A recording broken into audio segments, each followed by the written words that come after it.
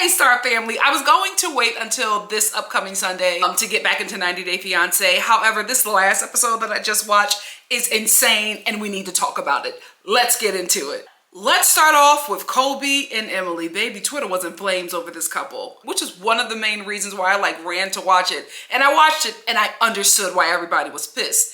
Emily, who you guys knew I loved in the beginning, I thought that she was such a sweetie. I thought that, Colby would be the issue, but it turns out that Emily is the issue and she is becoming a brunette Angela. So, was Colby absolutely doing the most about Emily breastfeeding? Yes. Yes, he was. He was absolutely doing the most. There's nothing wrong with breastfeeding. You can breastfeed wherever you want. If your kid is hungry, let your kid be hungry. I don't have children, so I don't know if it's a little weird for somebody to be 17 months and breastfeeding, so I don't have any comment on that. I mean, if the kid was like 7, I would have said something, but the kid is 17 months, which is a year and change, right? So I kind of get it. He doesn't have all his teeth, right? They don't have all their teeth at that age. He's still baby thing, and is he on solid food? You know what, parents, forgive me, but are they on solid foods at that point? Listen, for me, it's not a big deal, and I do feel like Colby was doing the most. However, the reaction to him explaining to Emily why he did not like that from Emily and her family was over the top, very aggressive, and extremely unnecessary. For her dad to walk over there and say, well, I'm just here just in case something happens, in case I have to intervene. Why do you have to intervene? Colby is sitting on the opposite side of your living room talking to his fiance calmly about something that displeases him that she's doing with his child, with their child. Why are you walking over here getting in the middle of it? And they were all acting like he was this violent guy about to harm her. And I'm like, excuse me? The whole family, including Emily, was giving me microaggression this entire episode.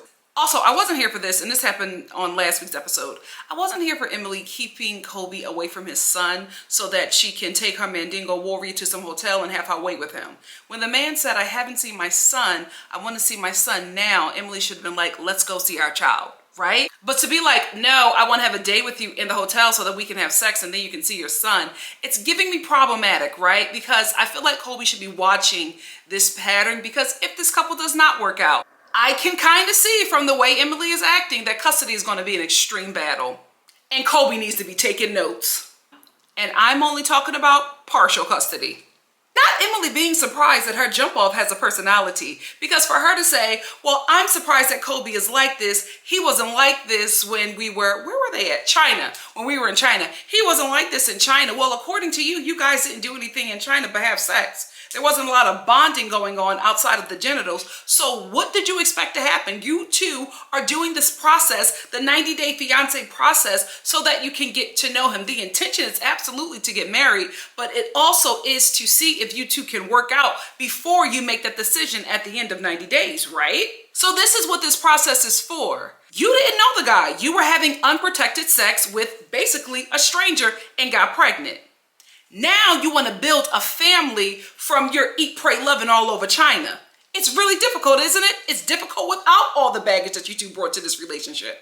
Now, on top of relationship baggage, you have to get to know each other and raise a child with a man who cannot provide, with a family who already doesn't want to provide for you.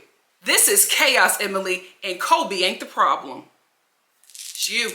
Emily is a nasty little piece of work, because I realize I'm calling him Colby, forgive me.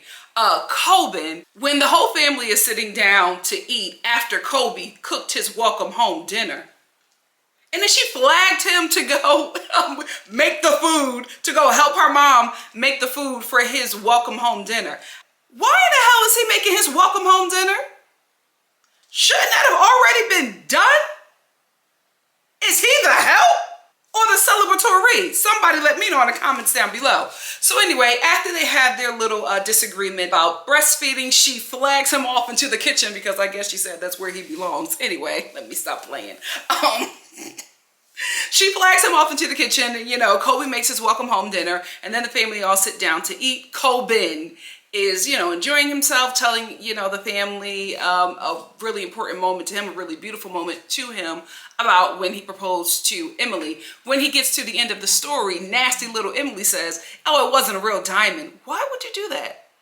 Why would you say that? I feel like she does this to Colbin to cut him down to size because maybe he was acting like she was the bee's knees in China. And I guess now when she's seeing him, he's pushing back a lot. He has a personality, he has an opinion. He's saying no. I guess outside of his penis, she doesn't like who he is. So she's trying these things to, you know, emasculate him, cut him down to size, put him in check to go back to being just the BBC that he was for her in China. She don't know this man. And I think that she's starting to realize that she doesn't like this man or who he is coming off and appearing to be to her. So she's doing things and, you know, trying to keep it cute and nice for the cameras, but she is checking him and chastising him to get him to be who she wants him to be. Now, I'm not saying that she's doing that to him because he's black, because apparently within this family, she runs them all. Because later in this episode, we find out from Emily's grandmother and her family that she's the boss. She bosses everybody around and everybody just does what Emily tells them to do. I don't know if she was a miracle baby or if she was a stolen baby and they don't want to know the truth, so they just cater to her. I don't know what it is. Maybe she got some family secrets. I don't know what it is, but for some reason, this family allows Emily to run them. She thinks that she's going to do the same thing with Colby, and it doesn't seem to be working because Colby has an opinion and he pushes back as well, as he should. Let's talk about Emily's father, who is concerned that Colbin, that Colbin might not be able to provide for his child, and he goes into this crying fit because he's really concerned because he doesn't know if Colbin is going to be able to provide for himself, Emily, and their child. I get that. I totally understand that. What parent wouldn't think that? But my thing is, why did you run all the way to Colbin when Emily was right there? What's stopping Emily from working, right? You're more concerned about if Colbin can take care of her and not concerned that your daughter is eat, pray, loving all over the world, having unprotected sex with strangers. How do we skip that and go to Colbin not being able to provide for them? And the thing about it is he doesn't look like a simple man to me, because earlier in this season, we see him asking Emily how long this process, the visa process, will take and how long is he expected to take care of them. So you already know what it is. So what is the crying and all that falling apart for? What is that? You know what the process is. You know how long it's going to take. You know that your child had unprotected sex with basically a stranger while she was in China. So you know all of this. What is the tears for? And you know what bothers me, and it bothers me every season, is that the American partner always expects the immigrant partner who has no social security number, no freaking identity here in the United States of America, no connections, no way of becoming a citizen for at least a year. And you want them to be able to provide for you in America in a way you weren't even able to provide for yourself. It's ridiculous. And we get multiple Americans on this show who do it every season. It's ridiculous for them to even think that. It's so ignorant, but it's so American, ain't it? The audacity to think, hey, you're gonna come to my country and give me a better life than I could give myself before I met you. How does that work, actually? Please tell me. Ari, let me know. Emily, let me know. Yvette, let me know. Jabri's mama, let me know. Please break it down for me in the comment section, because it's not making any sense to me. The information is presented to them and they still have this idea that what the reality is not going to be the reality for them. What is happening here? Is production telling you to be this dense? Actually, I just thought about it. Why can't Emily go to work and leave Colbin there in the home to bond with his son? He can't work anyway. He really can't do anything, until he becomes an American citizen. So why doesn't Emily go to work and let Colbin stay there and bond with his son? I mean, that's what he's been asking since he touched down in America. She still hasn't let him do that. I mean, before he can get to his child, he got to make a pit stop in her coochie. It's giving kidnapped. It really, really is. It's giving he is being held hostage for pain. But you know what? He's an adult man and he made that decision. Let me mind my business. I also just realized that this is still Colbin's first day. Can you say trauma? Can you say trauma? This is his first day and these are all of the things that he has to deal with. And one of the last things that he has to deal with at the end of the night, again, is Emily being this freaking goalie around his child, around their child, right? Colbin wants to join Emily as they put little Colbin Jr., what's the baby name? Kobisi? Junior, as they put Junior to bed, right? Emily's like, oh, it's really crowded in here. What? And honestly, it doesn't look crowded on that bed, but she's just like, yeah, it's uncomfortable. And he's, you know, frisky. Do you mind sleeping in the other room? Because he's just not going to go to sleep. It's just, you know, you're making him antsy and you're hyping him up. He needs to go to bed. So do you just want to leave and go and sleep in the other room so I can put him down? Is he here to be a father to his son and a husband to you? Or is he really just here for sex, Emily? Let's be honest. What is Colbin's role in your life? Because the only thing he gets to do is have sex with you, whether he wants to or not.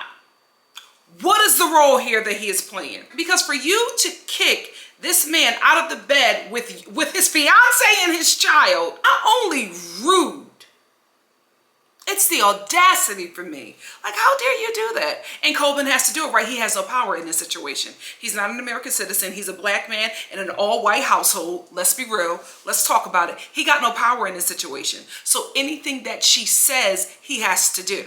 So he gets up and leaves, and he's discouraged. He's in his confessional. He's just like, I already talked to Emily. We already talked about how the bed was going to be tight. And I already said, can you just get a bed so we all can fit? Because I want to, you know, I want to go to bed with my son. My father wasn't in my life. He's trying to break generational curses, and Emily has become the generational curse.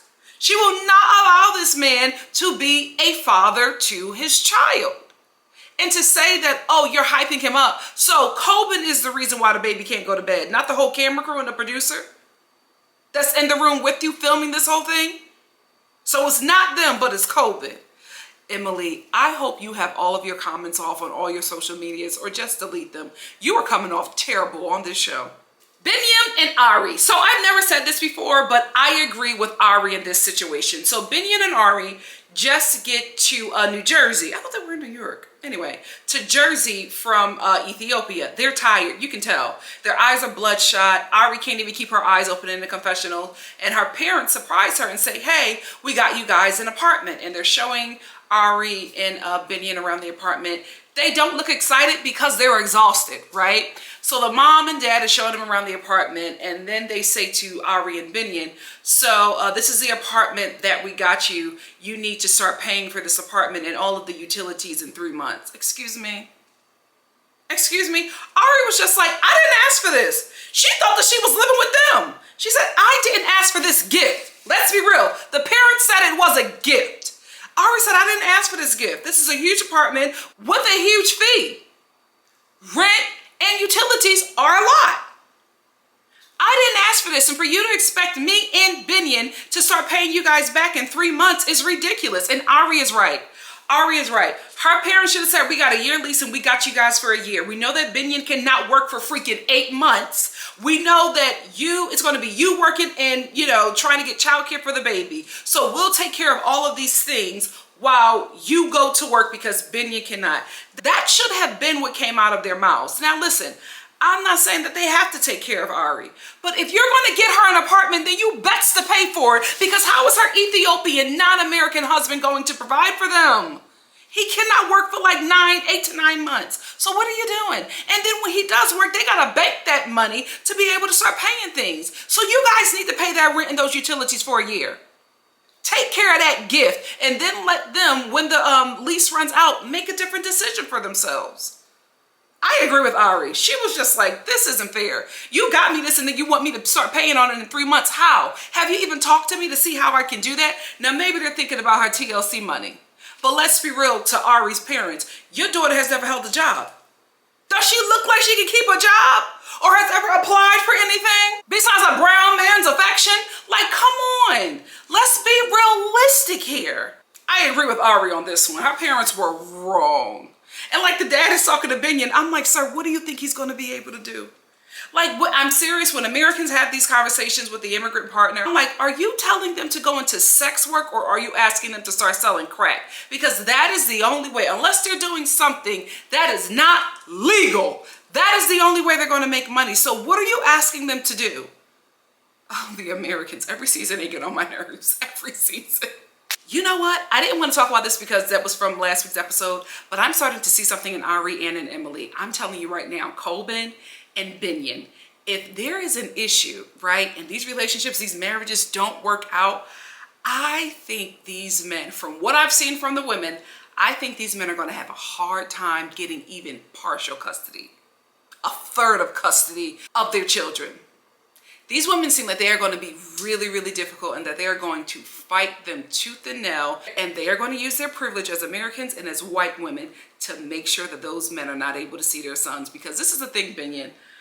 I get that Ari is your wife, and I completely understand Ari saying that she don't want BINYAM's sisters to see their child, right? This is the thing.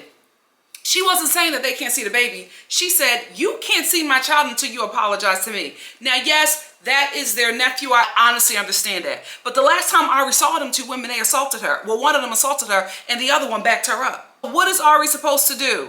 Like sit there awkwardly while this woman that threw this huge goblet of wine on her picks up her baby and says bye and don't say nothing to her? No.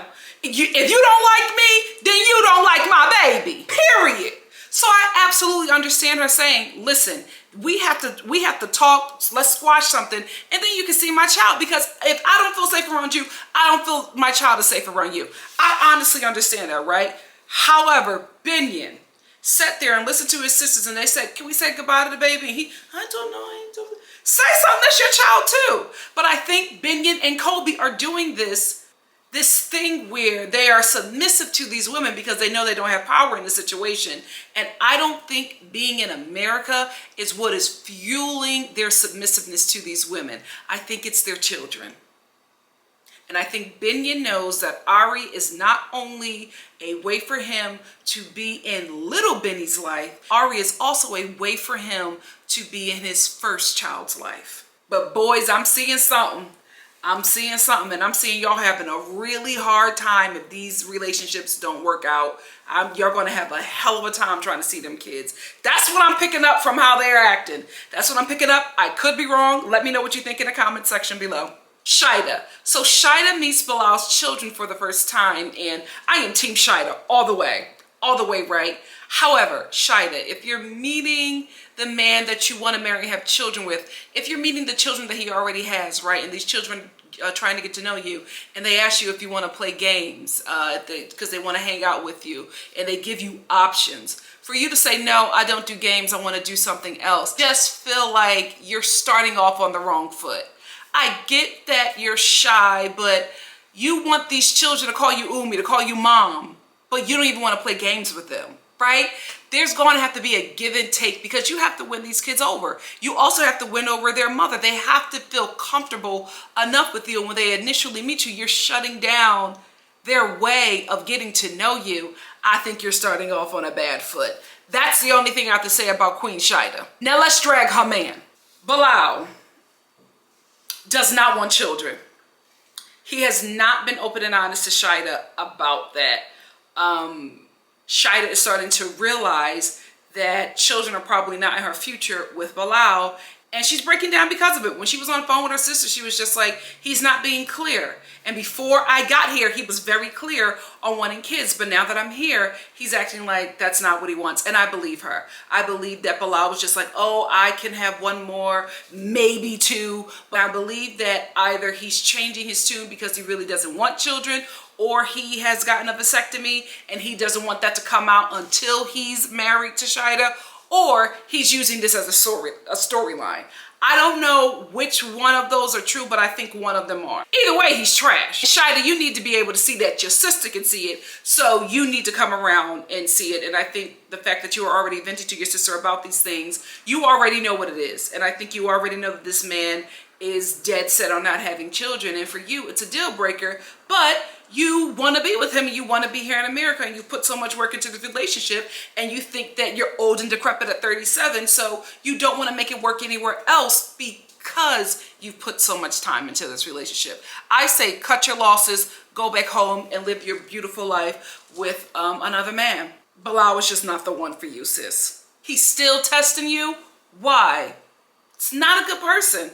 He's not a good person. He's going to take you to some dilapidated home, pick you up in this dilapidated van after telling you and your family that he can take care of you. Why would you do that? To see if you're the real deal, to see if I can actually trust you. You know that you can trust this woman, because why would she leave everything to come here and be with you? Because you made her and her family feel safe with you. He's not a good guy. Now, I don't know if he's just like this on TV, but I'm saying from what you have shown Bilal on this show, it's not a good look for you. It's not. If you pull SHAEEDA out of that car next week, you might as well go ahead and delete all your socials. I'm telling you right now, it's going to be bad for you on social media. Stay woke. Mohamed and Yvette. This is why I'm laughing. First of all, what I love about Yvette is that I think this is our first time that we have a Native American woman on this show. I love it. You guys know that I've always said this show needs to have diverse American partners. We always, at least we're starting to have a bit more diverse immigrant partners, or non-American partners, but we need to have diverse American partners because not just white Americans marry people outside of their nation, right? So I love that, right? That's about the only thing I love about this coupling.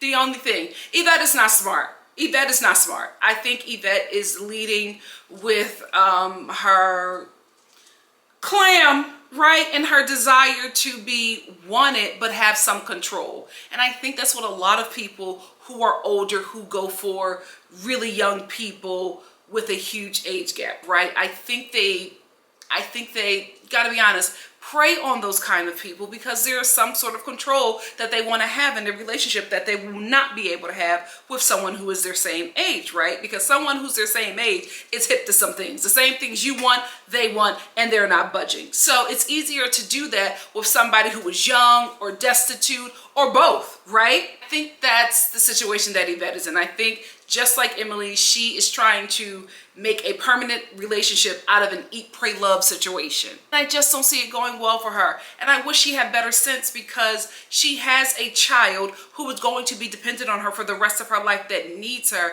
She doesn't need to be making these kind of silly decisions with her child's environment, care, and finances. Because she's going to have to take care of Mohamed for the rest of her life. This himbo who don't know how to cook or clean his behind without a bidet. I'm team bidet, by the way. I just want to let y'all know I'm team bidet. But I'm just talking about Mohamed, who is a full-on himbo. This is the first Egyptian himbo that I've ever seen. Now, I've seen a lot of himbos of different cultures. This is the first himbo that I've ever seen because when we meet him, he acts like he can't even speak. And it's not like he's struggling with the English language. He's just struggling to speak because the words are struggling to get to his mind because there's not a lot in there. When we meet him, he's, hi, my name's Mohamed. And he's like drifting, come back, right?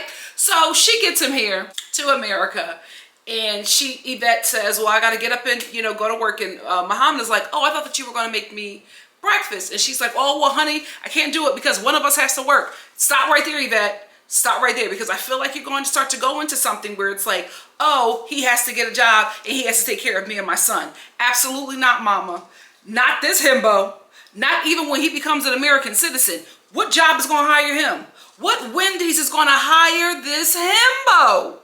Because what job is he going to be able to get? He's going to be at Wendy's and he's going to be making Frosties. If he can pass orientation, but I just don't see him being able to survive a Wendy's, especially orientation. So ma'am, you have to be prepared to take care of your child and Mohamed for the rest of your life. Can you imagine this man at a Wendy's window? Can you imagine him taking your order? Oh my God. Hello? Hi. Hi. I'm Mohamed. Okay, I'm Nikki. Can I get a junior bacon cheeseburger, a Frosty, and a medium fry? Oh, and chicken nuggets. Hello? Hi, I'm Mohamed. What the heck? Where's the manager? Like, he gonna get fired on his day off. That's how horrible this boy is going to be. So anyway, she leaves and he is literally going around the kitchen acting like he doesn't know how to fry an egg. Weaponizing competence. Weaponizing competence. He's like, oh, I can't find the pan. Oh no, where's the salt?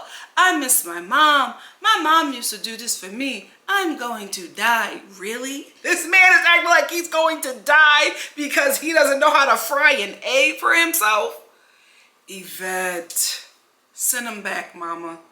Let him go. This ain't gonna work for you, girl. Let's end with Patrick and Thais. No shade, but let's be real here, right? What woman would want to share a home with Patrick's brother? Can we just be real? I'm not saying that the guy is a bad guy, but he gives creepy bar guy, right? He gives that creepy guy at the bar who you spend a majority of the night ducking and dodging. Just imagine you're a young woman who cannot work, who will be in a home with this man who don't work because Patrick's brother is always home, right? You're gonna be in a situation 24/7 with the creepy bar guy. Thais is not wrong. Thais is not wrong.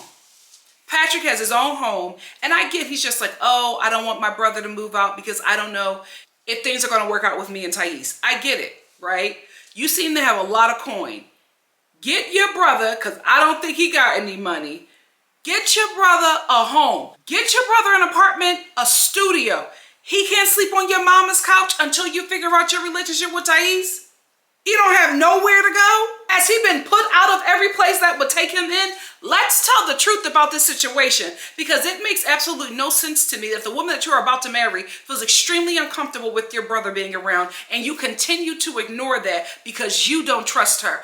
Why are you guys bringing these people into your lives, having sex with them, unprotected sex with them, if you don't trust them? You trust them enough to either let them in your body or release your seed in their body, but you don't trust them enough to leave them in your home? What is happening here? Thais doesn't feel comfortable around your brother. She's expressed that to you. And you are supposed to be her husband, her covering, her protector. And you're already shooting down Patrick protection because she's saying he makes me uncomfortable. Not, oh, I don't want your family there because this is our home. She's never said anything about that. All she said is, I don't feel comfortable living with your brother because he makes me feel uncomfortable. And you keep on knocking that down for what? Your future wife is saying, this man makes me feel uncomfortable. Can we figure out another situation? And you're like, no, that's my brother. I don't want to put him out. Instead of telling her, because you're telling us, the audience, I don't want to throw my brother out because I don't know if my relationship is going to work with Thais. Why haven't you told that to Thais? Because you know Thais wouldn't come. Deceit. So in this episode, we see Thais getting ready to leave. And her mom says, your dad is coming over. Are you going to tell him? And she's like, no, I'm not going to say anything because, you know, if I tell my dad that I'm going to America to get married, he's going to be very worried. Well, girl, does he watch this show? Because he don't now. Anyway, that comes over. And one of the things that stuck out to me was that Thais' father was like, I don't have much communication with Patrick. I don't know a lot about him. We don't talk a lot. And that kind of threw me off because I'm just like, Patrick, if you want to marry this woman, wouldn't you build a bond with her father who loves her? Wouldn't you ask him for her hand in marriage? I know it might not be a cultural thing where she's from, but you're an American and that is, it seems like you follow the American, white American Christian way. So wouldn't you want to go by that and give her father that respect to ask him if you could marry her child? Like, why are you not trying to cultivate any kind of relationship with the woman who you want to marry, with her family? Like, why haven't you done that? Wouldn't you want that with your daughter? So why aren't you giving the father that same respect? I'm not saying that Patrick is a bad guy because Thais is really, you know, hyping him up and talking about how good he is. But I just think it's very weird that her father is just like, I don't have a lot of communication with him and I don't know much about him. Either Thais is keeping, you know, that relationship closed, like that door closed with them, or Patrick is just not putting in any work. And I think that Patrick has to put in the effort because he needs to be the one to make Thais' family feel safe with giving her away. Moving on, since we're here, hey Thais' daddy. I said, look at this caramel macchiato Terrence Howard. He is fine. I saw that man, I was like, hey Papi, how are we doing? How are we doing? And Thais' mom, when he walked in, was sitting over there tight. I'm like, girl, you know that clam is jumping for that man. He is fine. Let me stop. Hey, Mr. Thais. I will say, when Thais' father, also known as my man, when he started crying, right? Because he was just like, you know, no parent wants their child to leave and not know what's going on with them. He was just like, especially as a father, it's just really hard. And then he just broke down crying. I was like, Thais, you are not telling your father that you're moving to America to get married. You're telling him that you're coming back or whatever. And you're saying that you are doing that because you don't want him to worry and you don't want him to be upset. But girl, he's already there. He's already there because you're very vague about your situation. So I just feel really bad for my man, but he doesn't need to worry. I'll comfort him. Let me stop. Anyway, that's all my thoughts that I had to say about this episode. What do you guys think? Hop in the comments and we can chat about it together. And then I will see. Oh God, I can't wait to cut these out. I think I'm gonna cut my hair. Yeah, I'm cutting these braids. I'm cutting these braids. I'll never get side braids again. Thank you. Thank you all for loving this style, but this is the last time you will see this on me. Anyway, let's talk about this episode in the comment section below, and I will see you probably Monday for the next episode of 90 Day Fiance. Love you guys. Thank you so much for checking in on me. I know a lot of you are still watching my last video, so I'm getting like comments every day, and I totally appreciate it. Love you all. See you soon. Bye. Mwah.